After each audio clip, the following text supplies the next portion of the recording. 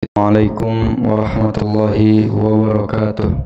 Alhamdulillahirabbil alamin wa bihi nasta'in ala umurid dunya waddin.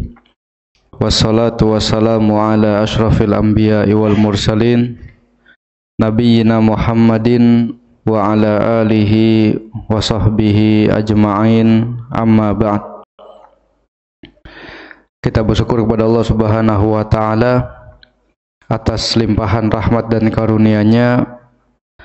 Salawat serta salam selalu tercurahkan kepada junjungan Nabi besar kita, Nabi Muhammad sallallahu alaihi wasallam, beserta keluarganya, sahabatnya, dan orang-orang yang mengikuti jejak beliau hingga akhir zaman nanti. Jadi poin dari hadis nomor 232 tentang perkataan yang baik adalah sedekah adalah bagaimana contoh dari perkataan baik yang diucapkan oleh Nabi SAW. Pergilah ke Fulana karena dia teman Khadijah. Pergilah ke Fulana karena dia dulu mencintai Khadijah. Ini merupakan kata-kata yang baik yang diucapkan. Kadang-kadang kita mengucapkan kata-kata yang baik kepada tetangga, ya maka itu termasuk dari kata-kata yang baik yang nanti akan bernilai sedekah. Karena banyak kita lihat ya orang malah berkata-kata yang buruk dengan tetangganya, ya disebutkan aibnya dan lain sebagainya. Tentu ini bukanlah perkataan yang baik. Kemudian Imam Bukhari rahimahullah menutup pembahasan tentang perkataan baik ada sedekah, ya mengulang hadis yang sama dari jalur yang berbeda, dari jalur Hudzaifah, ya. Hudzaifah berkata, qala nabiyyukum sallallahu alaihi wasallam kullu ma'rufin shadaqah. Telah berkata Nabi kalian sallallahu alaihi wasallam, setiap perbuatan baik adalah sedekah. Ini seakan-akan penekanan ya bagaimana pentingnya perkataan yang baik, sehingga diulang-ulang bahwasannya itu termasuk perbuatan baik dan akan bernilai sedekah. Ya, karena orang bisa mendapatkan pahala yang banyak dari lisannya, dan dia juga bisa mendapatkan dosa yang banyak dari lisannya. Maka hendaknya seseorang itu menjaga lisannya. Upayakan lisannya ini sebagai sumber pahala yang banyak untuk tabungannya nanti di akhirat kelak. Jamaah semoga dirahmati Allah Subhanahu wa taala. Kita akan masuk ke subjudul yang berikutnya. Subjudul nomor 118, halaman 245. Keluar ke ladang sayur dan membawa sesuatu di pundaknya kepada keluarganya dengan kantong dari pelepah kurma. Kita bacakan hadisnya nomor 234, hadisnya cukup panjang. An Amr bin Abi Qurrah al-Kindi qala arada abi ala Salman ukhtahu fa aba wa tazawwaja maulatan lahu yuqalu laha Buqairah.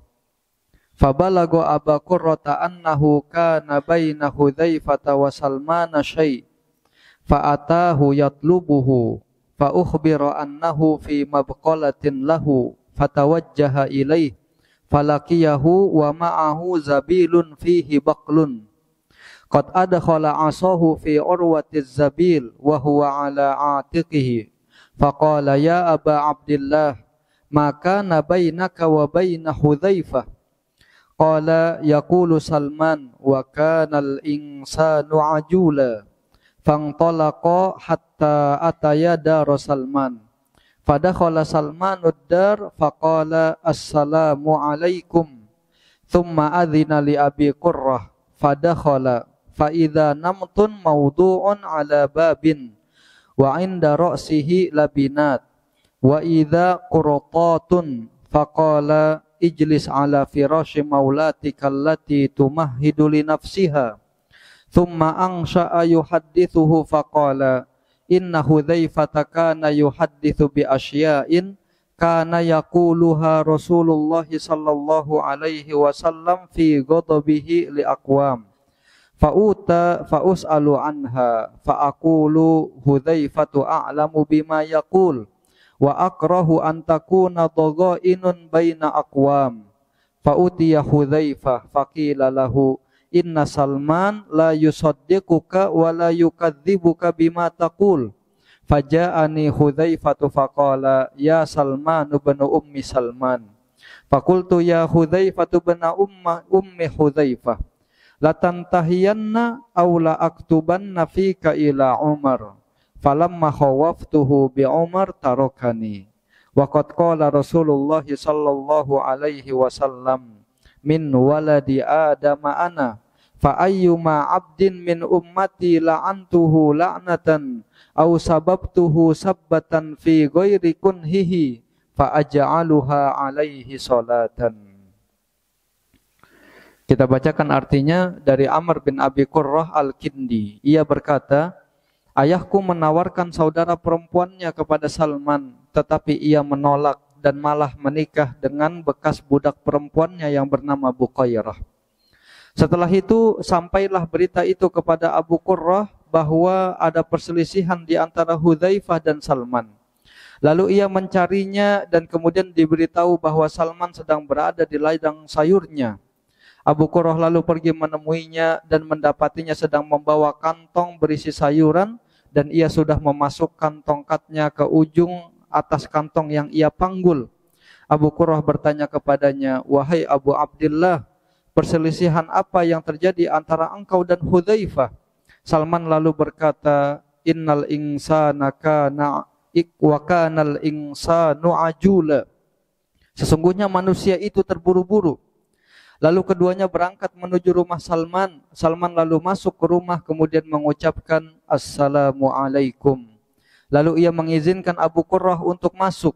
Abu Qurrah lalu masuk dan terlihat ada permadani diletakkan di atas pintu dan bagian atasnya ada batu bata dan juga pelana.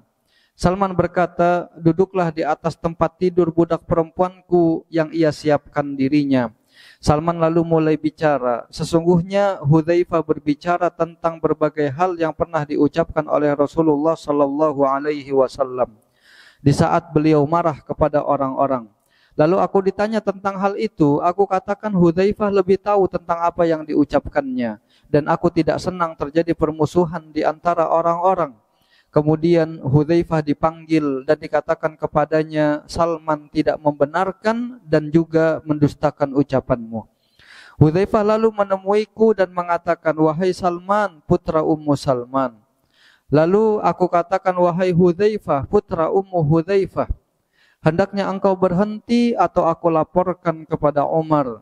Ketika dia kuancam dengan Umar, dia lalu meninggalkanku dan Rasulullah sallallahu alaihi wasallam bersabda, aku adalah salah satu dari anak Adam.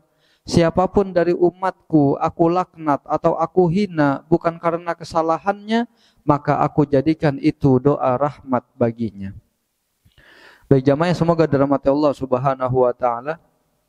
Hadis yang cukup panjang ya tentang Abu Qurrah dan Salman, yang mana di sini Imam Bukhari memberikan subjudul keluar ke ladang sayur dan membawa sesuatu di pundaknya kepada keluarganya dengan kantong dari pelepah kurma.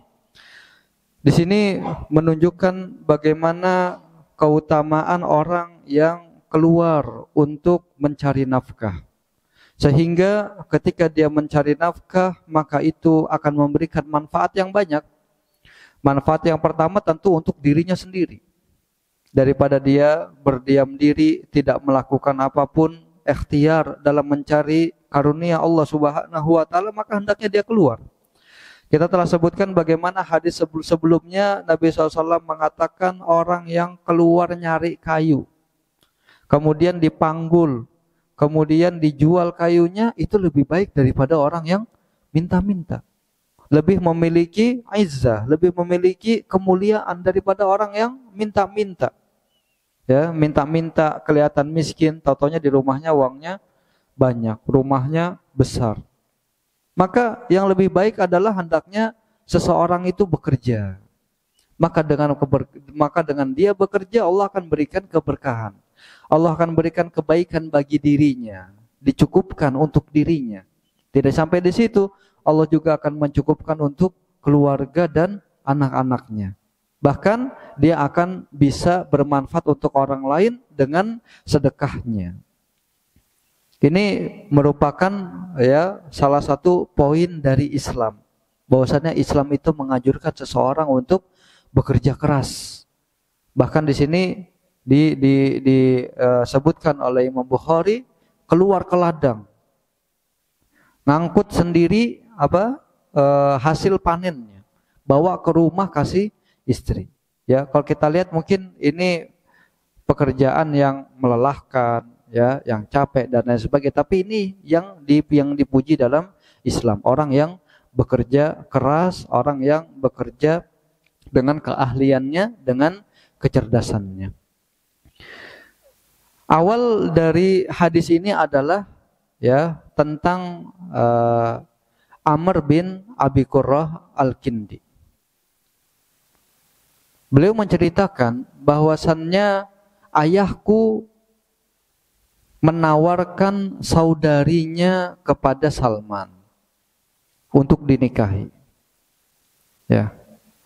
Maka Salman pun meminta uzur, artinya menolak tawaran dari Abi Qurrah ini.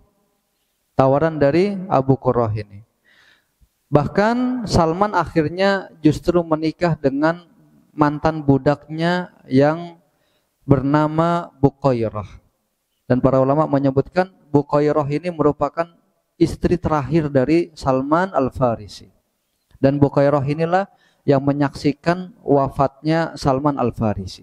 Jadi benar-benar ini merupakan istri terakhir, ya. Dan ini kesimpulan atau pelajaran yang bisa kita ambil dari sini bahwasannya di kalangan para sahabat itu sudah biasa saling menawarkan. Ya, jadi ketika seorang saudara laki-laki melihat saudarinya belum menikah, kemudian dia melihat ada seorang yang soleh, orang-orang yang beriman, ya, rajin beribadah, takut kepada Allah Subhanahu wa taala, dia melihat ini merupakan emas, ya, ibaratnya menemukan emas ini, berlian. Maka dia pun datang menawarkan saudaranya. Jadi ini merupakan hal yang biasa dan ini merupakan suatu kebaikan. Kadang-kadang seorang perempuan itu tidak bisa melihat apa yang bisa dilihat oleh laki-laki. Dan Abu Qurrah menawarkan kepada Salman saudarinya. Namun Salman menolak.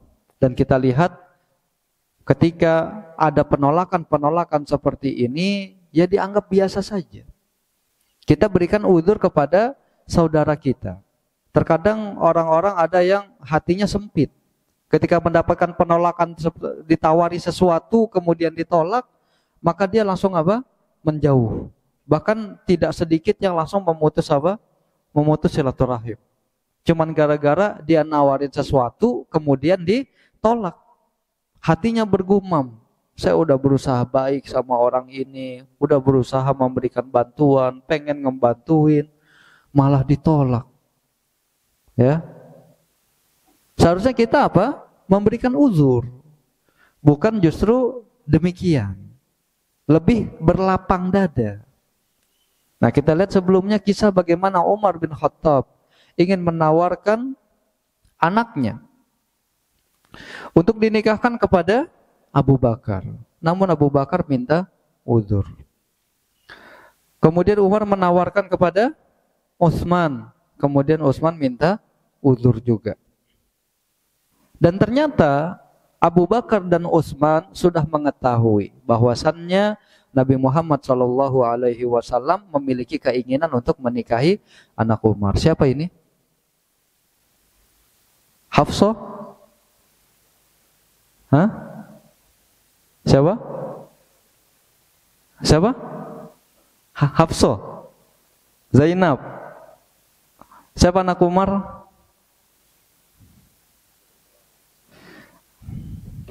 Anak Umar bin Khattab yang menjadi Ummul Mukminin.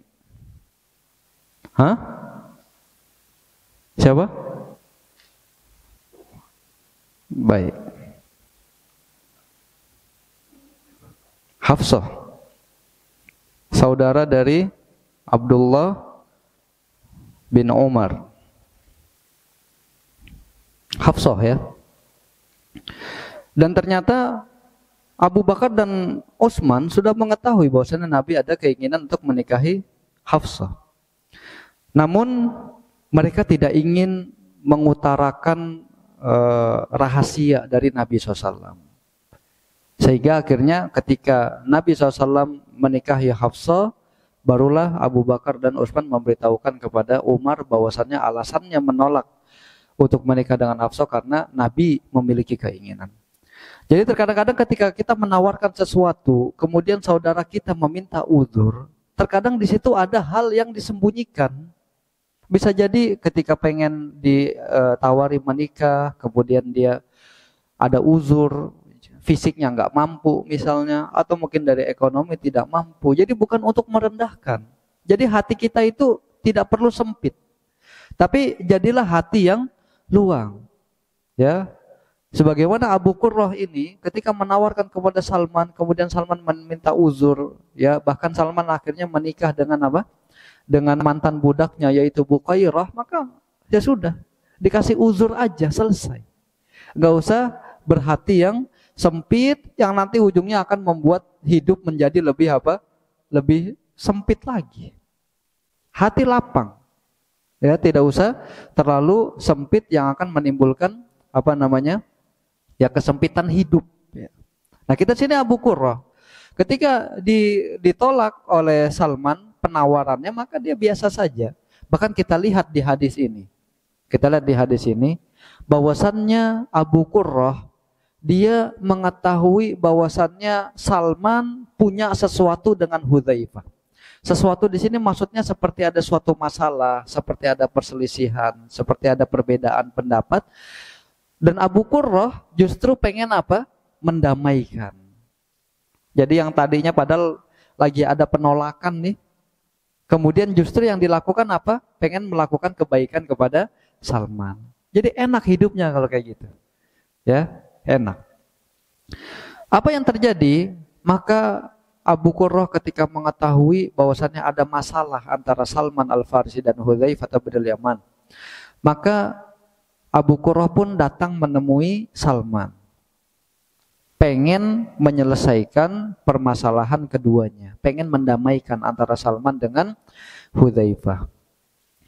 Maka ketika Abu Qurrah ini sudah nyampe ke rumah Salman, dikabarkan bahwasannya Salman tidak ada di sana. Salman sedang berada di kebunnya, sedang tidak ada di rumah.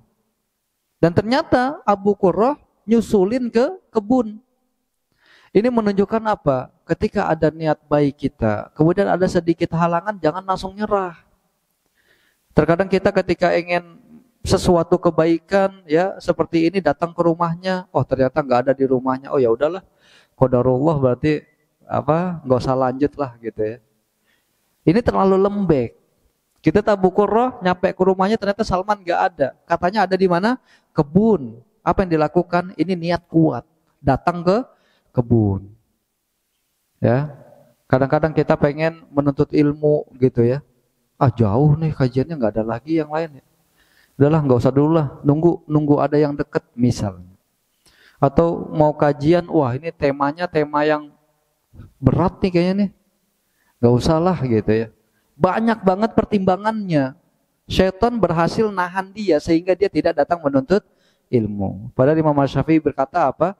Bahkan kalau guru yang neranginnya dengan cara yang sulit, ya kalau kita nggak sabar, ya maka siap-siap kita sabar dengan kebodohan kita. Ya mendingan kita sabar sebentar, datang ya kita dengarkan, kemudian ya, daripada kita sabar dengan kebodohan kita, nanti hidup kita sulit. Abu Qurrah ini datang ke rumahnya nggak ada, akhirnya dia datang ke kebun. Ya, ketika dikabarkan bahwasannya Salman sedang berada di kebunnya, maka dia pun pergi menemuinya. Ketika Abu Qurrah menemui Salman Al-Farisi, ternyata Abu Qurrah menemuinya sedang membawa kantong berisi sayuran yang ia sudah masukkan tongkatnya ke ujung atas kantong yang ia panggul. Jadi benar-benar Salman Al-Farisi ini sudah meminggul sendiri ya hasil panennya di kebun sayurnya. Jadi waktu itu dengan kayu, diikat kantongnya itu di atas kayu, kemudian dipanggul di bawah. Dan ini kita lihat bagaimana sesosok seperti Salman Al-Farisi Ini merupakan ulamanya sahabat. Orang-orang itu datang menemui beliau untuk bertanya tentang permasalahan agama. Bahkan bukan para tabi'in. Sesama sahabat pun datang kepada Salman untuk menanyakan apa? Permasalahan agama. Tapi kita lihat bagaimana tawaduknya beliau. Datang ke kebun sendiri, panen sendiri, pinggul sendiri bawa. Nggak usah pakai apa? Gengsi-gengsian. Udah bawa, kerja. Yang penting ini apa? Halal lakukan. Itu yang didapati oleh Abu Qurrah. Maka Abu Qurrah langsung berkata kepada Salman, "Ya Aba Abdillah, wahai Abu Abdillah." Ini merupakan ya kunyah dari Salman. Perselisihan apa yang terjadi antara engkau dan Hudzaifah? Langsung to the point nanya. Lagi ada apa nih? Perselisihannya apa nih? Ya, katanya ada permasalahan. Ini merupakan kata-kata yang kalau diucapkan dengan niat yang baik, ini niatnya pengen apa? Ya, melerai perselisihan. Sehingga dia harus tahu apa yang terjadi. Kalau nggak tahu gimana pengen melerai perselisihan. Maka ketika niatnya baik, maka ini akan menjadi pahala di sisi Allah Subhanahu wa taala. Namun terkadang banyak orang yang nanya tujuannya cuman pengen tahu. Tujuannya cuman kepo, pengen tahu, nanya. Nanti habis itu dia pakai buat bahan apa? Buat bahan gibah. Banyak seperti itu ya. Ada apa sih? Oh ini, oh gitu, udah dapat dia bahan itu ya. Akhirnya dia kemana ngomongin, oh si itu tuh ada permasalahan sama ini. Karena ini dan itu. Maka ini menjadi tercela. Tapi niat Abu Qurrah ini baik. Pengen apa? Menyelesaikan permasalahan, pengen islah. Maka Salman Al-Farisi, beliau pun menyebutkan firman Allah Subhanahu wa taala, "Wa kanal insanu ajula." Surah Al-Isra ayat 11. Sesungguhnya manusia itu terburu-buru. Apa maksud perkataan Salman ini? Maksudnya adalah tenang dulu. Jangan buru-buru. Ini kita lagi pengen ngomongin permasalahan yang jangan sampai nanti ada miss lagi nih. Jadi jangan sambil jalan kita bahas, jangan terburu-buru. Kita lihat bagaimana indahnya apa? Ya, obrolan para ulama, orang yang mengetahui apa? Ilmu. Cukup dibacain ayat wa kanal insanu ajula. Ya, manusia tuh terburu-buru, ya. Kalau terburu-buru gimana? Kacau. Ya saya rasa kita pernah lah mengalami hari-hari kita terburu-buru. Apa yang terjadi ketika kita terburu-buru? Acak-acakan semuanya ya. Pengen berangkat buru-buru, ini buru-buru, acak-acakan. Maka diingatkan oleh Salman, wa kanal insanu ajula, langsung Abu Qurrah paham. Paham tentang ayat itu, akhirnya tenang. Ikut dia dengan Salman menuju ke rumahnya, jalan. Nah ini kita lihat bagaimana kesabaran Abu Qurrah. Pengen memberikan apa? Ibaratnya kebaikan. Tapi kita Salman sabar, ya, jangan buru-buru, diikutin.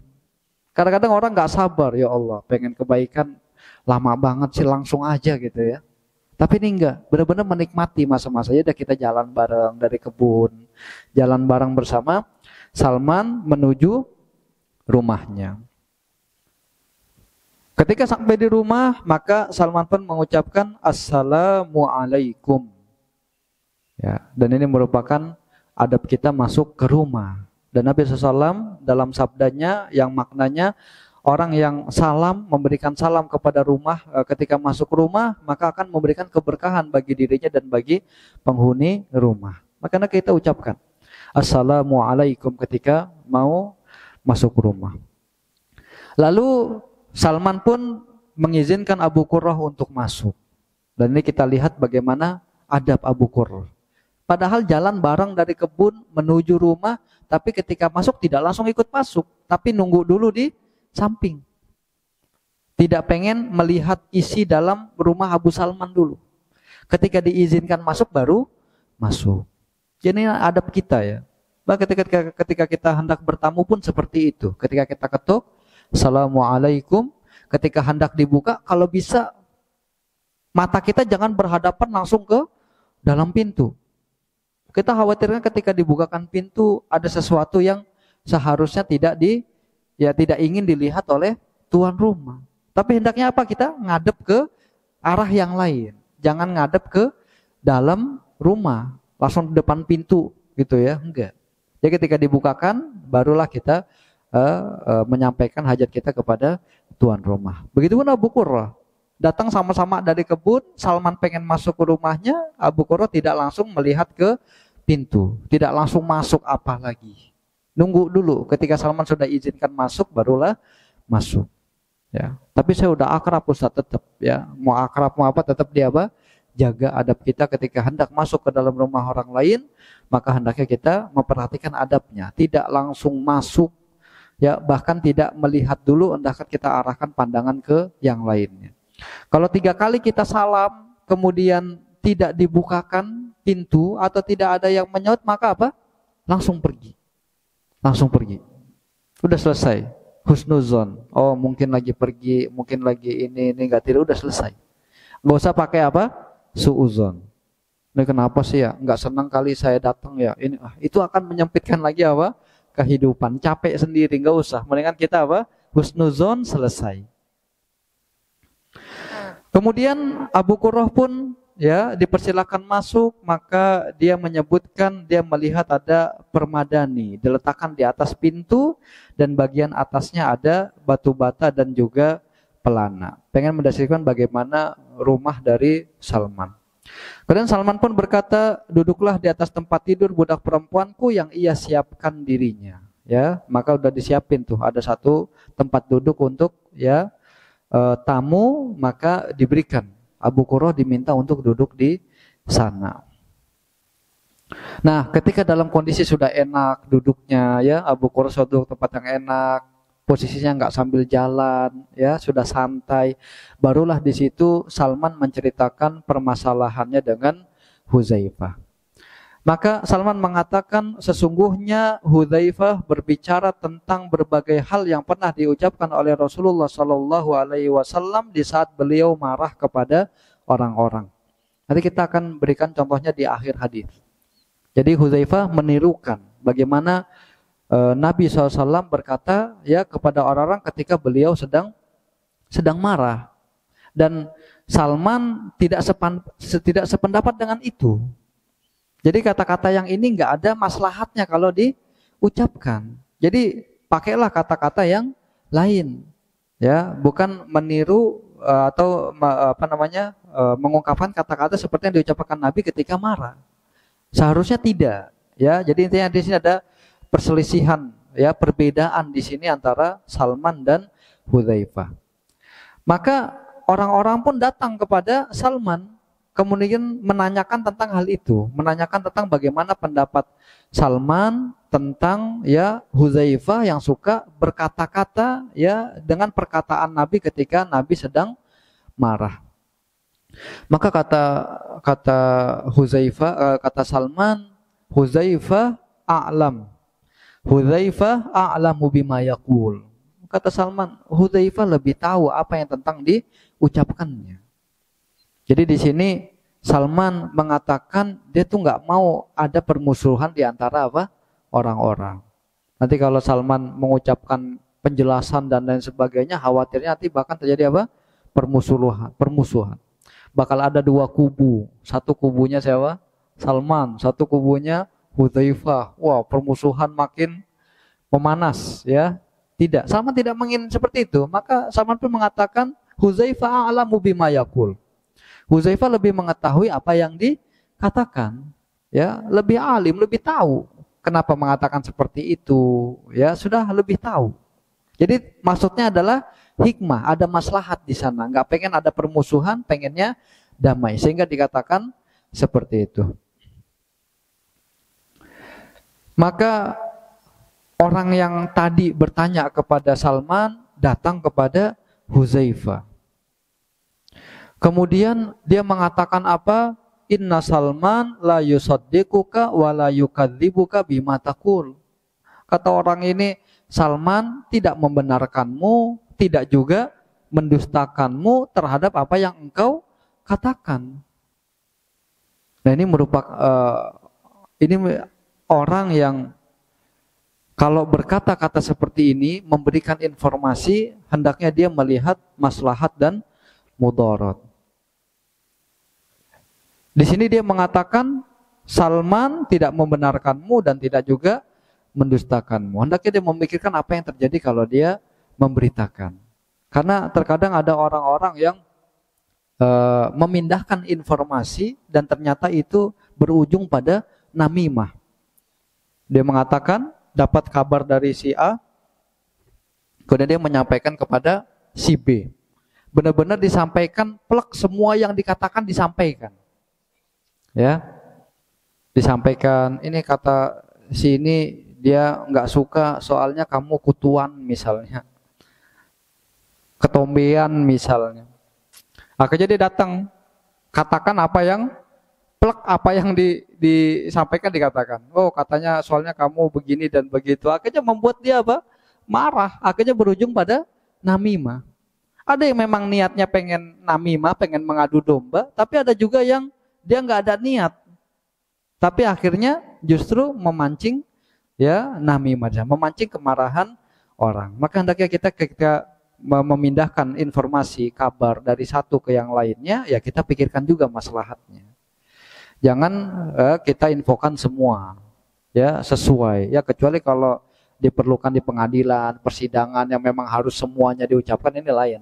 Tapi kalau dalam hal kita bersosialisasi nggak usah, kita pikirkan juga akibatnya kalau kita ucapkan.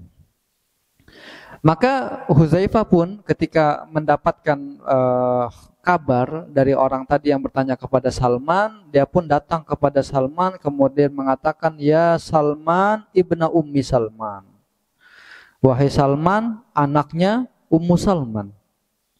Maka Salman pun menjawab, ya Huzaifata Ummu Huzaifah, ya Huzaifata bina Ummi Huzaifah, wahai Huzaifah anaknya Ummu Huzaifah. Nah barulah Salman mengatakan, kalau engkau tidak berhenti, ya, maka aku akan adukan kepada Umar. Maksudnya tidak berhenti dari mengatakan hal-hal yang dikatakan oleh Nabi SAW ketika beliau sedang marah. Ya, maka kalau engkau tidak berhenti mengucapkan hal-hal yang suka diucapkan, yang diucapkan Nabi ketika beliau sedang marah, maka akan aku adukan kepada Umar. Ya, maka Salman mengatakan, ya, ketika aku takut-takuti akan disampaikan kepada Umar, maka Huzaifah pun meninggalkan Salman. Selesai, enggak dilanjutkan permasalahan yang tadi, ya, yang Huzaifah suka mengucapkan kata-kata, ya, ketika Rasulullah marah tidak lagi diucapkan oleh Huzaifah. Jadi itu tentang kisah bagaimana Abu Qurrah dan Salman yang berusaha untuk islah, ya, memberikan perdamaian, ya, karena ada perselisihan antara Salman dan Huzaifah. Dan poin pentingnya adalah bagaimana ketika Abu Qurrah datang ke kebun, ternyata ngedapatin Salman itu sedang apa? Di kebun, bekerja keras, bahkan meminggul sayur-sayuran yang dipanennya di atas pundaknya dengan kayu, dipinggul sendiri. Ini bagaimana luar biasanya para sahabat, tawadhunya para sahabat. Jadi enggak karena dia adalah termasuk dari ulamanya para sahabat sehingga gengsian dan lain sebagainya, tidak. Tapi tetap bekerja seperti biasanya. Maka kita lihat bagaimana Syekh Albani, ya, kerja tukang jam, ya, kerja 2 jam cari nafkah, kemudian menuntut ilmu lagi. Hal-hal seperti ini yang harusnya kita teladani. Bagaimana kita berusaha mencari nafkah yang halal, ya. Jangan sampai gengsi membutakan kita dari hal yang halal. Pengennya yang kelihatan keren, pengennya yang kelihatan mewah, megah dan lain sebagainya, namun itu adalah hal yang diharamkan. Lebih baik kelihatannya tidak bagus atau direndahkan tapi itu halal. Jamaah yang semoga dirahmati Allah Subhanahu wa taala. Kemudian di akhir dari hadis ini, ya, Nabi SAW menyebutkan, ya, min waladi Adam ana fa ayyuma 'abdin min ummati la'antuhu la'natan aw sababtuhu sabbatan fi ghairi kunhihi fa aja'aluha alaihi salatan. Nah, ini info dari Nabi Shallallahu Alaihi Wasallam. Nabi bersabda, aku adalah salah satu dari anak Adam. Ini berkaitan dengan apa yang dilakukan oleh Hudzaifah. Jadi Salman ini pengen memberikan poinnya. Kenapa kita tidak boleh meniru, ya, kalau Nabi mengucapkan sesuatu yang mengucapkan sesuatu ketika beliau marah. Ya, Nabi bersabda, aku adalah salah satu dari anak Adam. Sama, kadang marah, kadang sedih, kadang bahagia. Ini ucapan Nabi Shallallahu Alaihi Wasallam. Siapapun dari umatku aku laknat atau aku hina, bukan karena kesalahannya.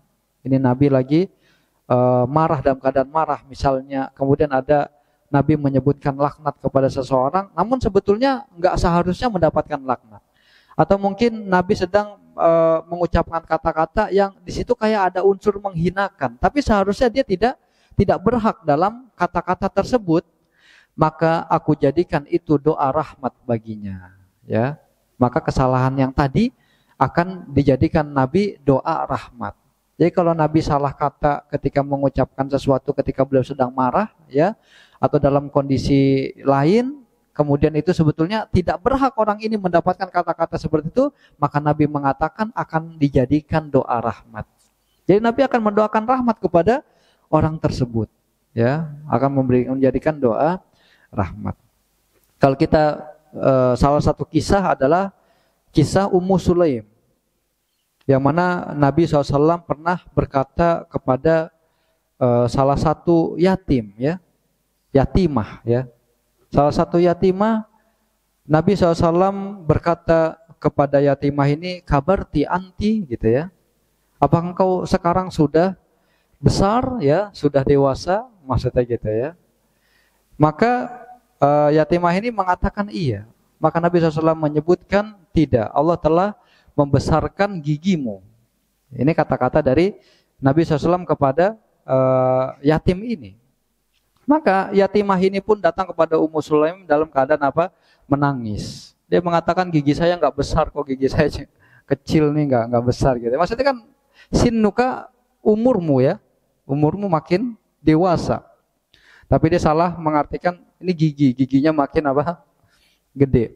Maka dia menangis, ya, karena perempuan, gigi saya nggak gede ke Ummu Sulaim, nggak makin gede kok, biasa aja gitu ya. Maka Ummu Sulaim mengatakan kepada Nabi Shallallahu Alaihi Wasallam tentang perkara ini, bahwasanya yatimah ini ketika dibilang seperti itu nangis gitu ya. Maka Nabi pun menjawab, ya aku tahu. Ya, barulah sabda ini keluar.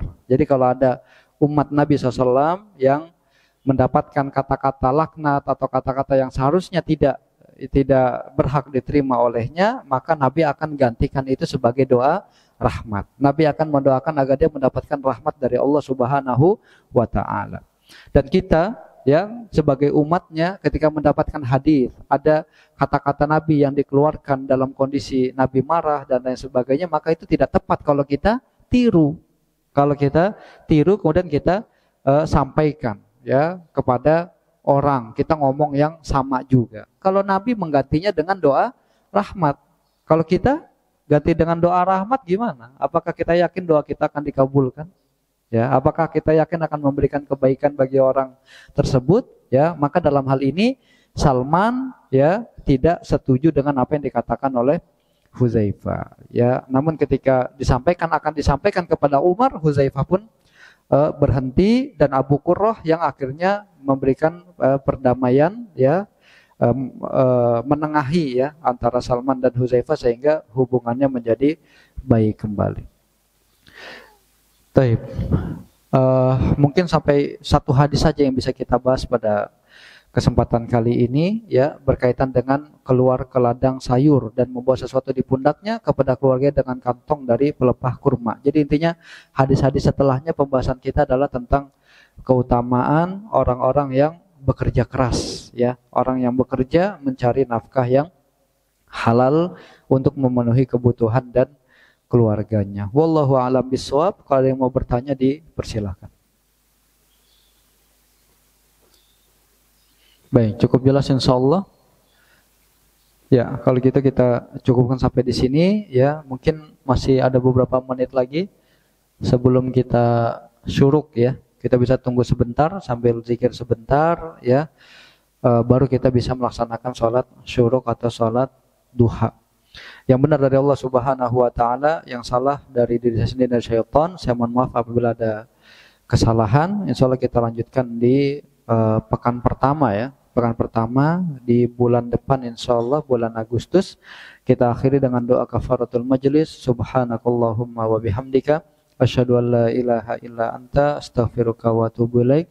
Wabillahi taufik wal hidayah. Assalamualaikum warahmatullahi wabarakatuh.